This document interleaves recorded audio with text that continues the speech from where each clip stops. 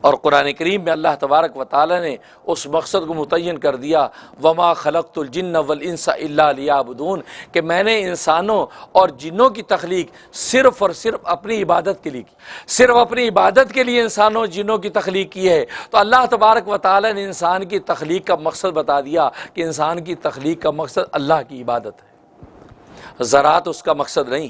تجارت اس کا مقصد نہیں، ملازمت اس کا مقصد نہیں، دنیا کی ضرورتیں اس کا مقصد نہیں، دنیا کی جو کچھ ہمیں پوری دنیا کے اندر نظر آتا ہے یہ اس کا مقصد نہیں۔ ہاں تجارت اس کی ضرورت ہے، ملازمت اس کی ضرورت ہے، اسی طریقے سے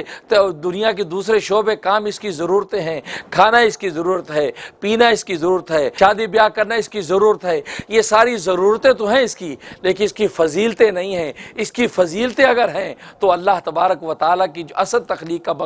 یعنی اللہ کی عبادت، یہ اس کی فضیلت ہے۔ اگر یہ اللہ تبارک و تعالیٰ کی عبادت کرتا ہے تو اس کا مطلب اس کا کھانا بھی عبادت، اس کا پینا بھی عبادت، اس کا شادی بیاہ بھی کرنا عبادت، کیونکہ اسے اصل مقصد کو پورا کیا۔ جب اصل مقصد کو پورا کیا ہے تو اس کی زندگی کی ضرورتوں کو بھی اللہ تبارک و تعالیٰ نے عبادت بنا دیا۔